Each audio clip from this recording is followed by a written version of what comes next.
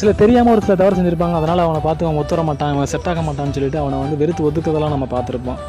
ஒரு வில்லம்பு பயிற்சி பெறக்கூடிய கூடத்தில் வந்துட்டு ஒரு மாணவன் ஒரு தப்பு பண்ணிடுவான். அதனால் அவனோட ஆசிரியர் என்ன பண்ணுவார், மிகப்பெரிய தண்டனை கொடுத்துருவார். அவனுடைய கட்டை வரல வெட்டி எடுத்துருவார். அதனால் அவனுக்கு வில்லம்பு பயிற்சி பெற முடியாது. அதனால் அந்த பயிற்சி கூடத்தை விட்டு அவன் வெளில போயிடுவான்.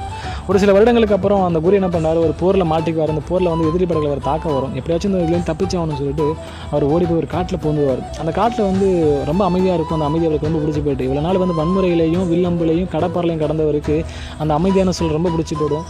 அந்த சுதந்திரமாக பறக்கிற பறவைகள், இந்த காட்டோட சத்தம், அப்புறம் வந்து மற்ற பறவைகளோட சத்தம்லாம் அவருக்கு பிடிச்சி கூட அதனால் அங்கேயே இருப்பார். சில நாட்கள் அப்படியே ஓடிட்டு இருக்கும்போது ஒரு நாள் ஒரு அழகான மலரை பார்த்துறாரு. அந்த மலரை பார்த்த உடனே அந்த மலரை பறிக்கணும்னு சொல்லி போயிட்டு இருக்கும்போது அவர் வந்து ஒரு புலி பார்த்துரும். அந்த புளி அவரை கடிக்க வரும். அப்போ அவருடைய மனசில் ஒரு எண்ணம் தோணும், என்ன அப்படின்னா, இன்றைக்கே இந்த உடல் வந்து போரில் அழிய வேண்டியது, இன்றைக்கி இந்த ஜீவனுக்காக இந்த ஜீவன் போவதை நான் மிகவும் பெரிதாக நினைக்கிறேன்னு சொல்லிட்டு மனசில் நினச்சிட்டு நிற்பார். திரும்ப பார்த்தா அந்த புலியோட கழுத்தில் ஒரு அம்பு பாஞ்சி அந்த புலி கீழே விழுந்துடும். உடனே நம்மளை யாராக காப்பாந்து திரும்பி அப்படின்னு சொல்லிட்டு திரும்பி பார்த்தா ஒரு மாணவன் நிற்பான். அவனை வாயிலேருந்து அம்பு விட்டுருப்பான். ரொம்ப ஆச்சரியமாக இருக்கும். அவன் கீழே இறக்கி பார்த்தா அவனுக்கு கட்டவரில் இருக்காது. குருக்கு என்ன சொல்கிறதுனே தெரியாது, அமைதியாக நிற்பார்.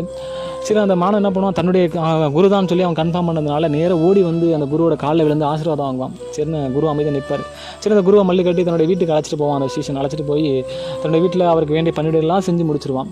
இருந்தாலும் குருக்குள்ள ஒரு கலக்கம். சரின்னு எல்லாம் முடிச்ச பிறகு அந்த சீசனை பார்த்து குரு கேட்பார், ஏப்பா உன்னுடைய விரலை வெட்டி எடுத்தது நான் தானே உனக்கு தெரியும், ஏன்ப்பா என் மேலே உனக்கு கோபமே இல்லையான்னு சொல்லிட்டு அந்த சிஷியனை பார்த்து அந்த குரு கேட்பான். அதுக்கு அந்த சிஷியன் சொல்லுவான், இல்லை குருவே, நீங்கள் எது பண்ணாலும் எனக்கு அது நன்மையாக தான் இருக்குன்னு நான் நம்புறேன்னு சொல்லி அந்த சிஷியன் சொல்லுவான். இன்றைக்கி என்ன போல் வாயினால் அம்பு விடக்கூடிய நபர் இந்த உலகத்தில் யாருமே கிடையாது, நான் தான் அப்படின்னு சொல்லி அவன் சொல்லுவான். இருந்தாலும் குருக்குள்ள ஒரு மன வருத்தங்க, இவ்வளோ நல்ல மாணவனுடைய வரல நம்ம வெட்டி எடுத்ததுன்னு சொல்லி மனசில் நினச்சிட்டே புலம்பிகிட்டே போவார். அந்த காட்டுக்கு போவார். மாணவனுக்கு ஒரே சந்தோஷம் என்ன அப்படின்னா, தினமும் அந்த குருவை பார்த்து ஆசீர்வாதம் வாங்கலாம்னு சொல்லிட்டு மறுநாள் அந்த காட்டுக்கு வருவான். அந்த குரு இருக்க மாட்டார். அந்த குரு இருக்க மாட்டார். சின்ன குருவை காணுமேன்னு சொல்லி அங்கே தேடி பார்ப்போம், எங்கேயுமே கிடைக்க மாட்டார். சில மாதங்களுக்கு அப்புறம் ஒரு கிராமத்துக்கு போகிற அந்த கிராமத்தில் ஒரு வயதானவர் என்ன பண்ணுவார், ஒரு சில மாணவர்களுக்கு வந்து வில்லம்பு பயிற்சி கொடுத்துட்ருப்பார். அதை பார்த்த உடனே அந்த பயிற்சி கொடுக்குற நபர் வந்து நம்ம குருதான்னு சொல்லிட்டு அவன் பார்த்துருவான். ஒரு மரத்தோட மரவில் நிற்பான். சரி, பயிற்சி முடிஞ்ச பிறகு நம்ம அந்த குருகிட்ட போய் ஆசீர்வாதம் வாங்கணும்னு சொல்லிட்டு காத்திருப்பான். அப்போ அந்த குரு பயிற்சி கொடுத்துட்டு இருக்கும்போது அந்த மாணவர்களை பார்த்து சொல்லுவார், நீங்கள் பயிற்சி முடிஞ்ச பிறகு என்ன பண்ணீங்க, உங்கள் குருக்கிட்ட போய் ஆசீர்வாதம் வாங்கின்னு சொல்லி அவர் சொல்லுவார். சொன்ன உடனே அவங்க என்ன பண்ணுவாங்க, அந்த மாணவர்கள்லாம் என்ன பண்ணுவாங்க, நேராக போய் ஒரு சிலையை பார்த்து வணங்குவாங்க. இவனுக்கு ஒரே ஆச்சரியம், என்னடா அது குருவோட ஒரு பெரிய ஆள் இருக்காங்களா அந்த உலகத்துலன்னு சொல்லிட்டு அங்கிட்டு போய் பார்ப்பான். அந்த சிலையை பார்க்கும்போது அந்த சிலையோட கண்ணை பார்த்தீங்கன்னா இவனுடைய அப்பா கண்ணு போல் இருக்கும்.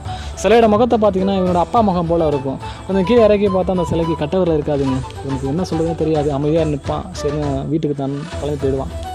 நமக்கு ரொம்ப பிடிச்சவங்க இல்லை நம்மளை சுற்றி உள்ளவங்க யாராவது நம்மளை ஹேட் பண்ணாலோ நம்மளை வெறுத்து ஒதுக்கினாலோ அதை வந்து நம்ம நன்மையாக தான் எடுத்துக்கணும் அப்படின்னு சொல்லுவாங்க. ஏன் அப்படின்னா, அவங்களுக்கு ஏதோ ஒரு விஷயத்தை நம்ம கற்றுக் கொடுக்க போகிறதா அர்த்தமா.